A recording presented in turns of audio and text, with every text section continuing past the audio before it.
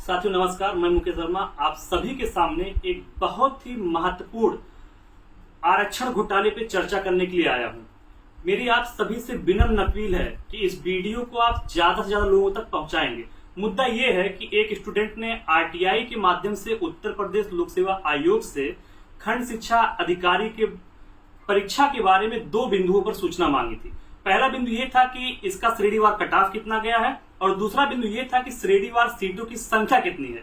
तो साथियों, आप अगर इसके जवाब के बारे में जानेंगे तो आपके पैरों तले जमीन खिसक जाएगी। जो आंकड़ा निकल के आया है, आयोग ने जो जवाब दिया है उसमें जो श्रेणीवार पद दिए गए हैं ओबीसी को, टोटल 309 पदों के सापेक्ष मात्र 31 पद दिए गए हैं, यानी 10% पद केवल दिए गए। जबकि संवैधानिक आरक्षण का जो नियम है, जो संविधान ने हमें अधिकार दिया है, उसके हिसाब से हमें 84 सीटें मिलनी चाहिए। 309 सीटों का 27% आप निकालेंगे तो 84 सीटें आएंगी, लेकिन दिया कितना गया है?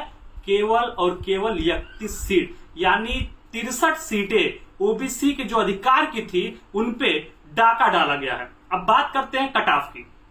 इस परीक्षा का जो कट ऑफ आया है, जनरल का कट ऑफ जो गया है वो 137 नंबर गया है, ओबीसी का कट ऑफ जो गया है वो 165 नंबर गया है, वहीं ईडब्ल्यूएस का कट ऑफ आपका 152 नंबर गया है। तो साथियों, ये कैसे संभव है आरक्षण के नियमों के तहत कि किसी भी आरक्षित वर्ग का जो कट ऑफ है वो अनारक्षित वर्ग से ज्यादा जाए, वो चाहे ईडब्ल्यूएस का ही क्यों ना हो, वो चाहे पिछड़ा वर्ग का आपका ओबीसी का क्यों ना हो। तो ये अगर ज्यादा जा रहा है, इसका मतलब ये है कि आरक्षण के नियमों के साथ छेड़छाड़ की जा रही है। अगर हमें ओबीसी कोटा में ही बांधा जा रहा है तो इसका मतलब यह है कि हमें 27% में सीमित किया जा रहा है। ओबीसी बच्चों का नंबर अगर ज्यादा आ रहा है तो इसके बाद भी उनको जनरल की कैटेगरी में फाइट नहीं कराया जा रहा है, ताकि हम 27% में ही सीमित रह जाएं।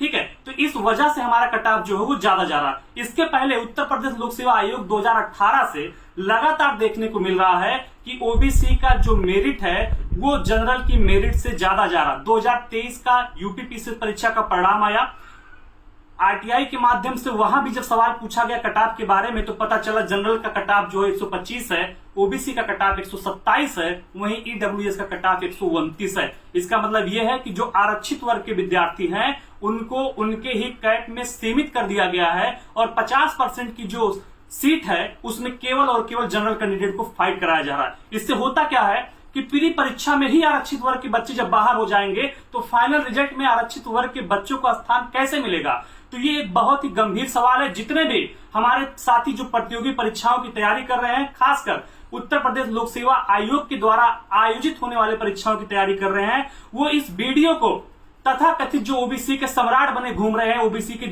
भाजपा पार्टी के जितने नेता हैं, चाहे केशव प्रसाद मौर्य हो, चाहे अनुप्रिया पटेल जी हो, या जो भी ओबीसी के बड़े नेता हैं, उनसे मैं आप सभी की तरफ से सवाल पूछना चाहता हूं कि आप इस आरक्षण घोटाले के बारे में कब बोलेंगे? अगर आप ओबीसी वर्ग के अधिकार के लिए लड़ना चाहते हैं तो आप अपने पार्टी के अंदर रहकर ही आवाज उठाइए और जो ये घोटाला हो रहा है उसको रोकने के लिए आप सामने आइए। और विपक्षी पार्टी के जो नेता हैं, जो ओबीसी के नेता हैं, वो चाहे आदरणीय अखिलेश यादव जी हो, बहन कुमारी मायावती जी हो, या जो भी नेता हैं, आदरणीय राहुल गांधी जी, उन सभी के पास तक ये वीडियो आप शेयर करके पहुंचाइए कि किस तरीके से उत्तर प्रदेश की जो सबसे बड़ी परीक्षा नियामक प्राधिकरण है उत्तर प्रदेश लोक सेवा आयोग, वहां पे संवैधानिक आरक्षण के पालन करने की धज्जियां उड़ाई जा रही हैं, हमारे ओबीसी भाइयों के हकों को लूटा जा रहा है। तो आप सभी से मेरी अपील है कि इस वीडियो को सरकार के पास तक, सभी नेताओं के पास तक शेयर करिए। ये सिलसिला जो 2019 से शुरू हुआ है ये रुकना चाहिए और हमारी मांग है